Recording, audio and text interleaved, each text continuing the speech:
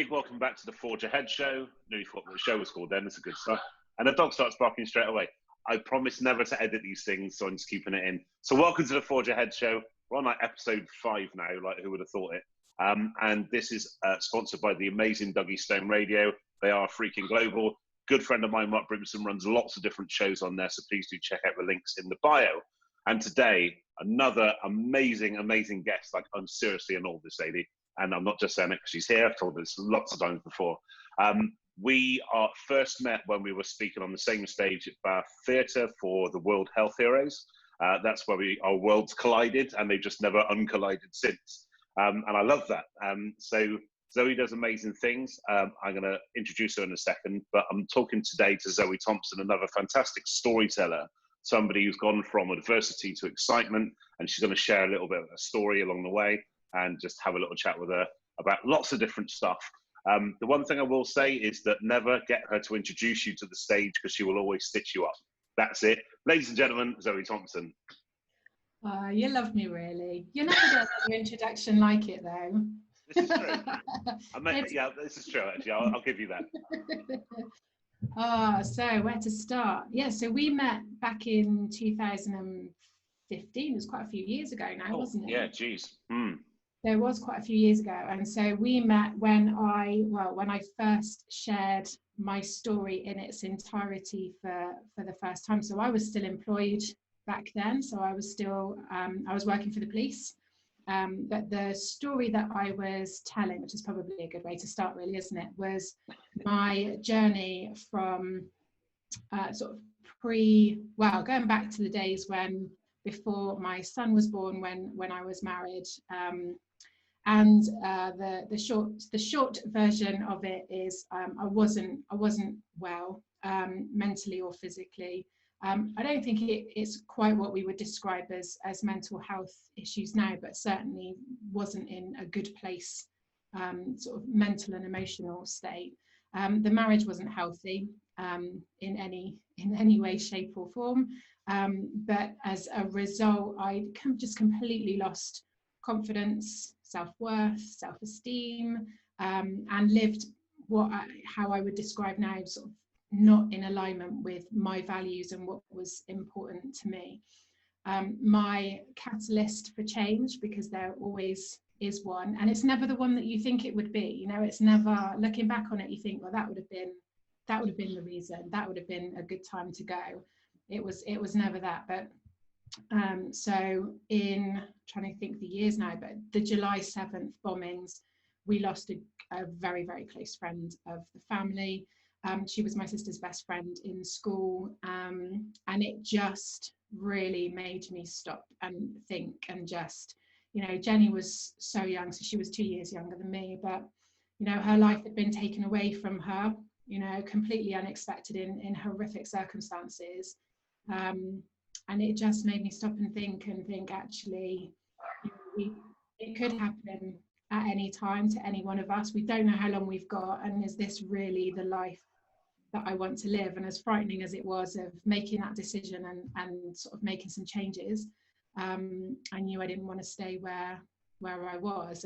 And weirdly, it's just a real guilt thing of suddenly somebody was up there who had a bit of an eye on what was going on, because at that point I hadn't shared anything with anybody, so it was a complete secret life. And I was working for the police at the same time, so, you know, really lived that double life of putting a uniform on, putting a brave face on and going to work, and then coming home and living a completely different life. So it actually took me a year to move out of the family home, and then started working on my physical health first, because that seemed like the easier one to pick. So lost the weight, got into exercise, but I was still in the same headspace. You know, I was still thinking the same way. A lot of the habits and behaviors that I had were still very similar. They hadn't changed. So although I looked very different, and people had just kind of made the assumption that everything was okay, I knew that I actually had a lot of kind of work to do on my headspace as well. But that's where the sport came in and really changed it. So up until sort of 2014, 14, 15, was doing a lot of sort of cardio work, and then met a personal trainer at the gym. So it was actually my second spin class.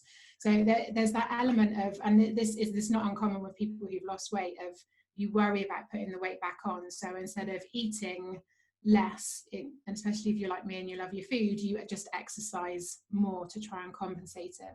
And the trainer in the gym said you need to go chuck the cardio and get upstairs and try the weights.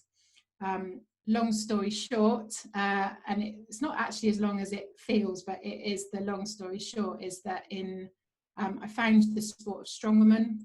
So exactly as you see on Christmas TV, you know, the big fat bearded men pulling aeroplanes and all the rest of it. The whole different vision just came into then. It's just, yeah, that's, I found that sport, or the sport found me. I'm not quite sure which way around it was, but it just gave me a completely different focus. It put me into contact with loads of people who I wouldn't have met otherwise, and I think it was, that really helped with the headspace. So the training that came before that, but also then the training with Strongwoman, just being kind of that mental focus, that I can attitude, you know, putting yourself through that.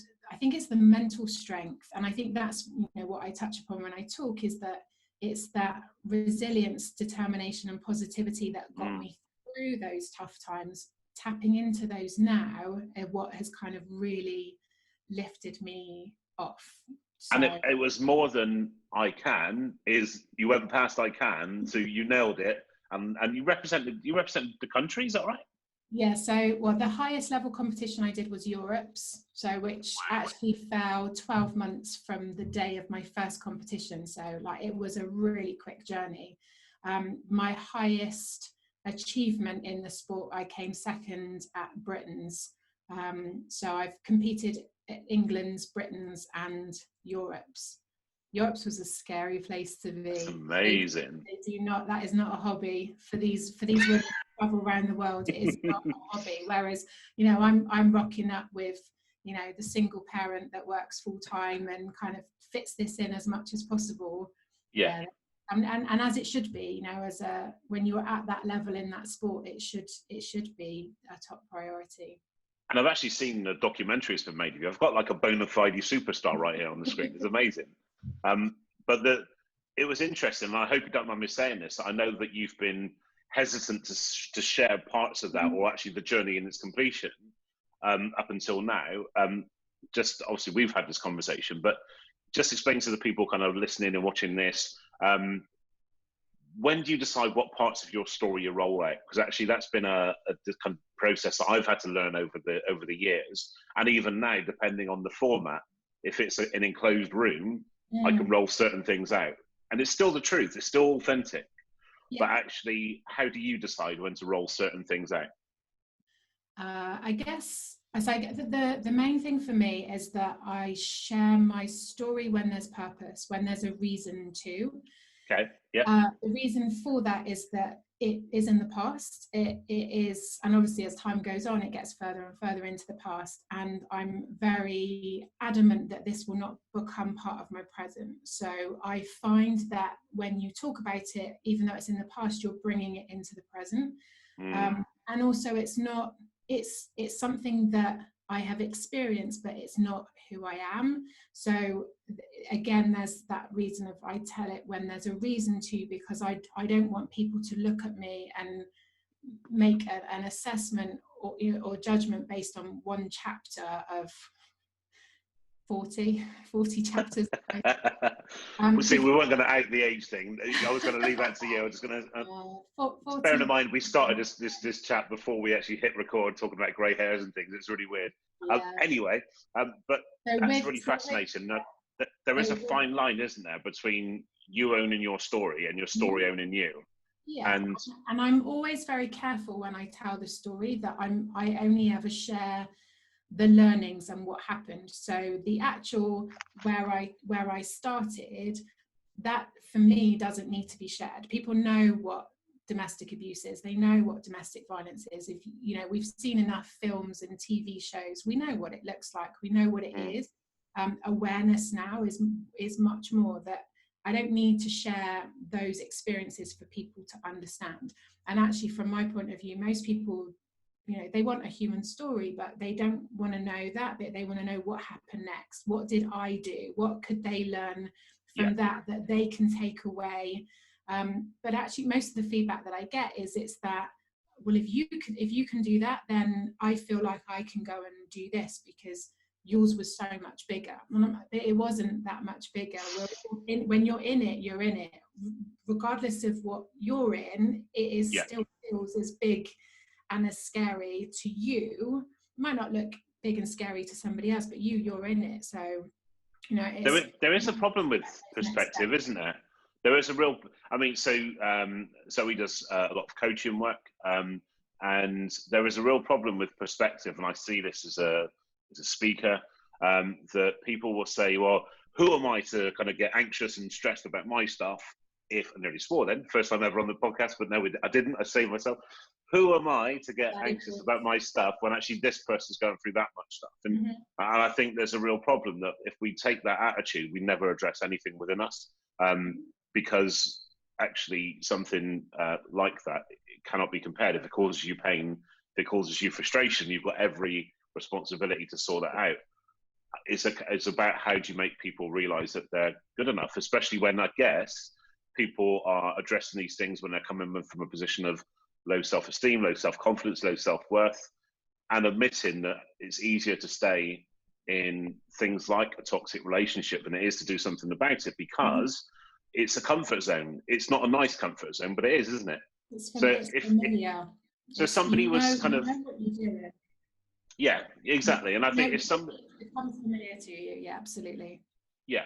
So if somebody comes to you now, and maybe they're in that position, or maybe that they know somebody in that position, by not only drawing on your coaching skills, you kind of like for your educational skills, but for your lived experience. And again, lived experience is a real powerful engagement tool. How do you kind of ignite that within them, that something could change? So I think there's two people there, isn't there? There's the person who's in it, and then there's the friend or family member who's trying to support it. And what I would say is that you can't control the decisions that somebody else chooses to make. All you can do, and the best that you can do, is let them know that you're there, and that when they make that decision, that they are ready to take that step, that you will be there in whatever capacity they need you to be in there. Trying to control it and trying to force them to make that decision is just another element of control. It's another element of coercion, and it ultimately then means it's not their decision, which means then it's a lot harder for them to keep that going. It's an interesting one, because when I look back on it now, I look at it through the viewpoint of me sitting here now, in the headspace that I'm in here now, whereas I know back then, the headspace that I was in and what I was thinking about, what was important and what was going through my mind at the time wouldn't factor in now. So it's very difficult, and I think that's the thing to remember, is that the people who are in that situation are not necessarily in the same space as you know them to be capable of. You know, it's a very, and it's I was having this conversation earlier, it's not, what we all experience is very different. The emotions and how we experience it can be very similar.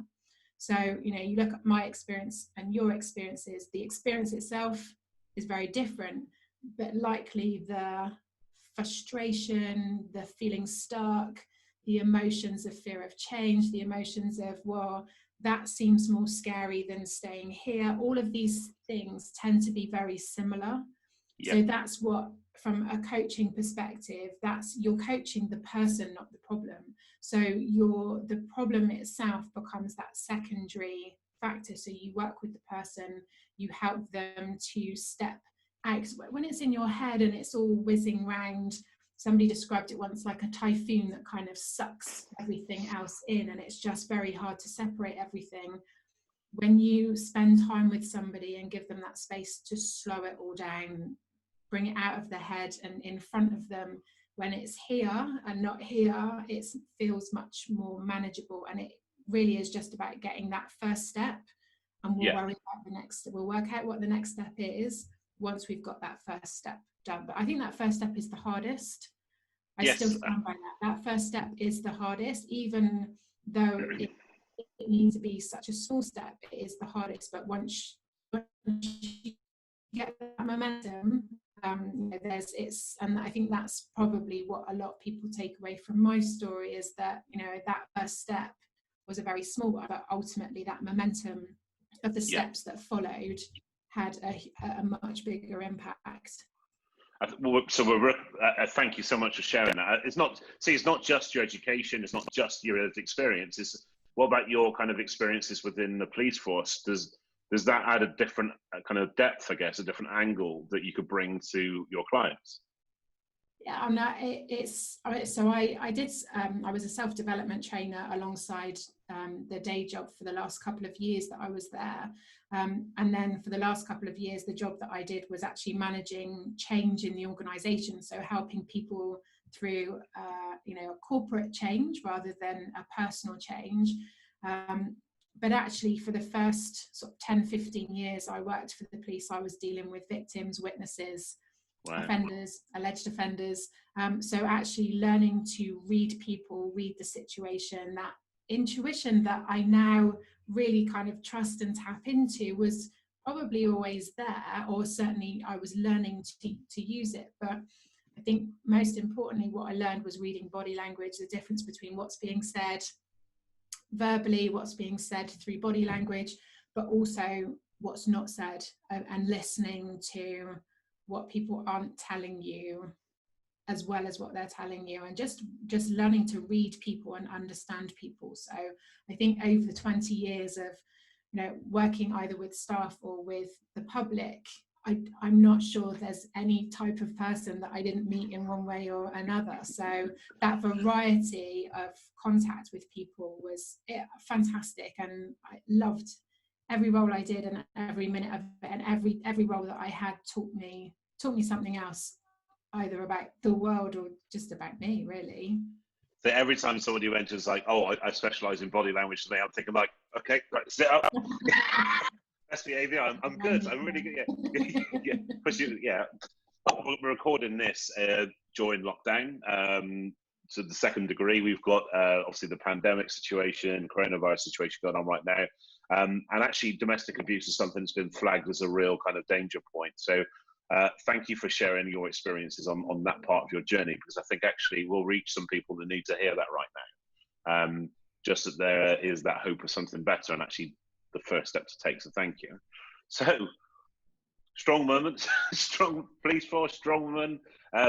What's next? What happened then next in the life of Zoe? So it's always one of those things, isn't it? It's just as you think everything's kind of settling down. So, you know, strong woman's going well, work was going well. And then I had an email from work, from HR, inviting me to a meeting about the future of my role. And it's interesting because I talk through the change curve now with people, you know, and there's that big element of denial at the beginning. And I was the person who emailed back to HR and said, I don't think this is meant for me. I think you've sent this to me in error. Far too important to be letting go. And it wasn't. They made my role redundant. So that was 2017. So February, I think. So I had there's lots of comings and goings, as there always is with redundancy. Ultimately, the redundancy came in. I had 12 weeks notice. So I made the decision. So Phoenix at that point was, I call it a hobby with a logo. So I like that. That's good. I had the logo, I had the name. Phoenix was an obvious one for me because of my story.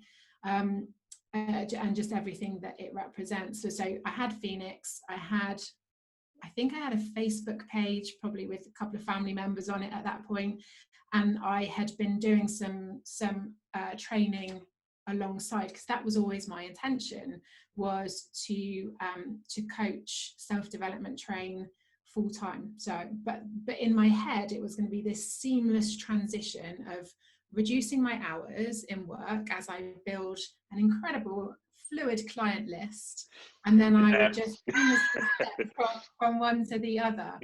And then what happened was the universe went, "No, we think you're good to go now, so we're going to give you a little bit of a shove."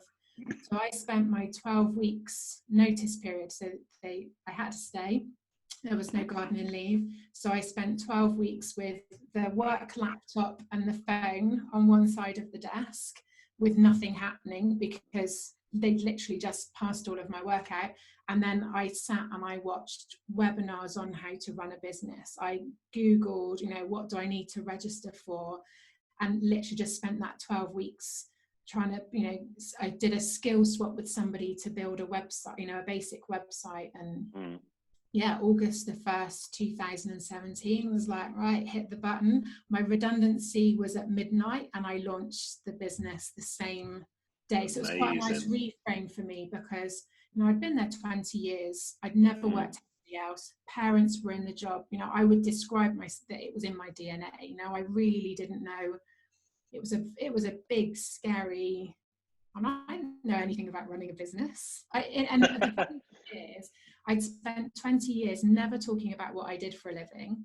And my job was to reduce demand, not to increase it. It's just the complete opposite when you're self-employed, when you're supposed to tell everybody what you do and try and keep people coming back. So it was a big, scary step. But the redundancy there was like a grieving process for that. But it felt like the death of employment and my time with the police and the birth of something new and exciting, having it on the same day means that when I think of August the 1st now, I think, oh, that was the day that I started all of this, rather than that was the day they decided I wasn't needed anymore, which was kind of where I was at with it. So yeah, that'd be 3 years in August. Amazing. And it's interesting because our journeys have kind of, especially with the speaking stuff, they kind of started at the same point. And it's kind of been interesting. I mean, apart from being like a really lovely and good friend, and actually a trusted kind of resource to me, I kind of refer people to you because I think you're brilliant. I think you do good work with people. So actually, you're kind of in that kind of circle of trust, or one of the less iffy term. I've stopped myself swearing again. It's amazing. I'm doing so good at this. If only I could do it in real life. But aside from all of those things, it's interesting that our journeys kind of started the same, because at the theatre in Bath, when we were both doing that event, again, we were both very kind of new and raw at sharing our stuff. And within a relatively small amount of time, I remember there was a day where we were both heading down to Portsmouth to deliver keynotes at different places on the train. And it's just interesting, our kind of journeys are just kind of like intertwined. And it's great to see that your story is reaching a bigger audience as well, because it needs to be heard. And I think that's why I've always been really passionate about your story kind of going out there, because a lot of people will learn from that. Especially given the areas of what you talk about can be quite sensitive as well. Yeah. But also niche in terms of the Strongwoman stuff, for example. That's like huge. I find that really, really cool. Especially if there's a documentary made about you. If it's okay, I'll pop the link to the documentary on here. Yeah, for people who can take a look at what I'm bleating on about. So, so given the lockdown situation right now, and we alluded to this before kind of we hit record, but kind of how are you managing with that right now in terms of, are there things that surprise you that affected you? Are there kind of strategies you put in place to try and safeguard yourself, kind of mentally, physically? Because like you said, a lot of your pursuits, a lot of your kind of stuff that you do to kind of switch off are not home-based. Yeah, and I think that was the first thing that was really obvious to me, was that I wouldn't describe myself as a workaholic, but I love what I do, and there's lots of elements of what I do that I quite enjoy doing. It doesn't always feel like work. So and also when you first start up a new business, you got to put the hours in. If you want it to be successful, you've got to put the hours in. So I've worked really hard over the last couple of years to make sure that I have things in the calendar that force that balance, because naturally, if there's a gap in the calendar, I'm likely to sit and do some graphics work, or, you know, sit and do things that they are work, but they don't feel like work to me. So when lockdown happened and I started having to clear things out of the diary, it suddenly, like the seesaw kind of really swung the other way. There was a sort of internal discussion in my head of, actually, a moment like this, at a time like this, you need to be available and contactable for people, either people who you're working with, or certainly people within the community of people I've worked with in the past, or people who I engage with across social media. So what I tried to do was put some things in so that I was accessible, but at the same time, you know, I need to make sure that I have things in that switch me off. So that just, I'm still switching off. It just looks very different now. So I've restructured my day a little bit. The weather helps. So we get beautiful, isn't it? Yeah, and it's lovely. So right now, when I wake up in the morning, I make a coffee and I go and sit and clear my emails and sort of the morning social media engagement, sitting in the sun with my coffee. Once the coffee is done, there's quite often a workout online around sort of 9-10 o'clock. So I tend to work till 10. And then in the evening, I go for a walk. So trying to balance the both. And I've been listening to Audible books on my walk, which I've never done before. So that's really good for me. It's kind of another tick in the box of things that I always said I didn't have time for, that now I can make time for in a different way. So it's forced me to really look at what my routine was like and how I want it to be. So I can't say that I particularly enjoy working out at home. I'm looking forward to going back to classes and things like that. And the plan was always to go back and learn a martial art this year. So I'm hoping that I can stay committed to that. But yeah, it's just making sure that I have complete time out, so that when I am on, I can give people my full energy and full attention. Because people don't want a half, you know, a drained Zoe. They want, you know, a Zoe that's switched on, that is able to pick up on the things that aren't said, and all of the things that I do that, you know, is part of a coaching experience, if that makes sense, which I can't do if I'm not fully there. So exactly. And you have got a big extended family with the Bristol Flyers as well, haven't you, with the basketball team? Yeah, and so I've had we've had some quiz nights with them, and I've had some conversations with a couple of players and kind of kept in touch with people, so that's good. We've got a hoop outside because my son will hopefully be back training again soon, so he's training at home and then getting his shots up in the car park. So yeah, it's the same but it's different. So I think from my point of view, and I guess what I've been working through with people as well, is what needs do you need to fulfill that you can't fulfill in the same way, and how can you fulfill them in a different way? So that downtime, or that contact, that connection, you know, that how can you meet that in a different way so that you still get the same feelings, but it's just a little bit different. But the switch off time is really, really important. It's key, isn't it? And you mentioned like working a lot more too. Yeah, and you mentioned like contacts, for example. A lot of people that I know have been experiencing overwhelm, and kind of, like, to use the expression, peopled out, because actually these kind of talks by Zoom or by telephone or whatever that may be are far more intense than an in-person conversation, because it's not as 3D, is it? So you need to give the screen your absolute attention all the time.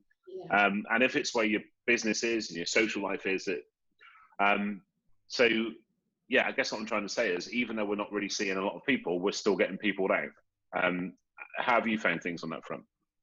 Well, I am definitely an introvert, so I love people and I love working with people. But I have that. I definitely have that limit. But I think over the years I've learned where that limit is, and I can spot the signs of when that's coming. Yeah. So interestingly, I'm not very good at a whole day off. I need variety. So I can, there's a line for me personally of, okay, this is now chilling out, to, okay, now this is now lethargic, and you can feel yourself dipping. So I like to have things to do. But Saturday I read a whole book, sat in the chair in the sun, like it wasn't a big long book, by the way, but it was was it like Roger Redhat or something? Was it like remember those at school? there were Billy Blue something, and yeah. But I did watch that, and I found that even with things like Netflix, I've changed, my viewing has changed. So I'm watching lots more light-hearted comedy stuff, like real switch off. I think it is just important to have that time out. My son's quite an introvert as well, so you know that we both kind of go into our own space. But I think for me, the biggest thing that is missing that I haven't been able to replace is fun. And I think that's where sort of the basketball and kind of training with other people, that, you know, that kind of the banter, just the, you know, I think the play, I think as adults we kind of shy away from play a little bit. And anyone who knows me knows that I love a little bit of tomfoolery. I like that, you know. I think that's, for me, is balancing out the seriousness of the work that I do.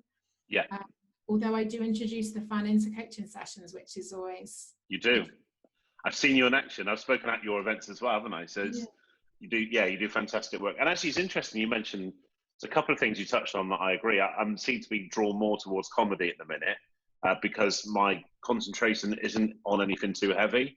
And the other element was the bank holiday weekend. I'm actually kind of, I said to Claire, I can't believe it's another bank holiday weekend. Like, it's a bad thing, because the 2 days off I can do, but Monday I ended up just doing stuff because, like you said, that lethargy sets in. So I'm into gaming on like PlayStation gaming, and I was having a chat with a mate of mine yesterday about this, that I've gone to what they call open world games, basically where you can explore everything, not actually doing anything apart from just wandering around, like looking at stuff, because it just gets that impression of like open space. And it's crazy, that kind of immersion in something which you can control, but it's open. You don't feel like you've got those barriers on you anymore. But yeah, it's a funny old world in a minute, isn't it, really? You know? Yeah, and I think that the thing that frustrates me a little bit is there's lots of shoulds on social media. You should be doing this, you should be doing that. And I should learn to play the flute by the time you come out of lockdown. And I get a little bit frustrated by that. And I think my argument is always, let's just work out what works for you. And if that means that you work a little bit harder in lockdown so that you can ease up and go on a nice long holiday afterwards, that's cool. If that's if that's positive for you, if you want to do half days, 7 days a week, or you want to do shorter days or compress your hours, let's work out what works for you. But there's so much out there. You should be doing this and you could be doing that, and you know, these top 10 tips to kind of that people feel is like the rule of thumb, and it's those 10 things will work for a lot of people, but they might not work for a lot of other people. So I think people just need to read it and be comfortable with discounting it. It's advice, and you know, advice and feedback is a gift, and you can accept it or you can take what you want from it. And I think that's the thing, is I think nobody knows. No, exactly. I think that's the problem, especially with I guess I see this a lot more with kind of people like us who are self-employed or got their own businesses, that because we kind of start with the bigger picture in mind, and the world's greatest minds don't know what that looks like in a minute, even when the end date's going to be. So we kind of are forced into that Groundhog Day kind of mentality, which interestingly for me, I'm okay with, because it's like an old anxiety mechanism.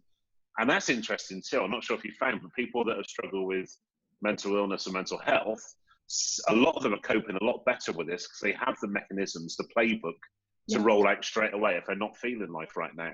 Whereas a lot of people are experiencing things like isolation and anxiety for the first time, and it could be crippling, absolutely crippling. So it turns out, actually, our biggest weakness could be a superpower, as it turns out. Absolutely. I mean, because you're a step ahead in having those coping strategies. You know what works for you. You've got more tools in your toolbox to be able to cope with this. Whereas for other people, you know, who have been very blessed and not had adversity that has challenged them in a similar way, they don't have those tools in a toolbox. So they're now like trying to work out what tools they can use that might work in this situation. But I think control is a huge element of it. You know, we've got a human need to have routine, but we also have a human need for variety. So it's going to impact different people in different ways. And I think that when you said about control, at the moment, it can feel very out of control because we don't know. But even within that, there are elements that we can control. We can start to look at, okay, what do I want to leave behind? When I move into this new normal, what do I want to leave behind? What have I enjoyed about lockdown that I want to keep going? You know, what have I missed that I realize is really important to me, that I want to make sure features heavily in the new world that we move into? And so I think there's been a real opportunity for people to get in check with their values and with how they're meeting their needs and what they want from life. And so I think at the moment, a lot of people are still in that fight, flight, freeze of, okay, I can deal with this week and this week alone. Whereas I think the first couple of weeks it was, I can deal with today and we will think about tomorrow. I think now we're kind of, I can think about this week and then we'll worry about next week. And people are starting to kind of move through that now a little bit. And I think there will be a time, you know, as we start to, you know, with the shops reopening and things starting to move forward, there's that reality check coming where people are like, okay, what does the new normal look like? What do I want it to look like? What's in my control? What can I influence? And what is not in my control that I just need to allow that to kind of fly over there. Absolutely. Site. And it's scary and exciting all in one go, isn't it? It's a really weird mixture kind of feelings and mindsets and stuff. But again, anxiety and excitement so closely linked, and it's kind of like the same kind of responses. Right. So we've had a big, lovely conversation, but now to the most important question. I'm just about to introduce you, Zoe Thompson, life coach extraordinaire, to the O2 stage. Just 20,000 people that have bought tickets to see you. What's your walk-on music? Right, so the direct answer is Jill Scott Golden. Okay. However, I always what's the indirect answer? I'm really intrigued now. The indirect answer is that Luther Vandross' Never Too Much is my song. Okay, cool. Okay, because it's that the intro to it's quite often a song that I listen to before clients. It's that one that it definitely re-energizes me. Love that. However, in contexts like this and in times of meanings of words and that kind of uplifting tune, Golden nails it for me.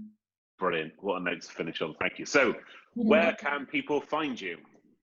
Oh, everywhere. I keep getting told I'm all over the place. So the website is phoenixlifecoach.co.uk.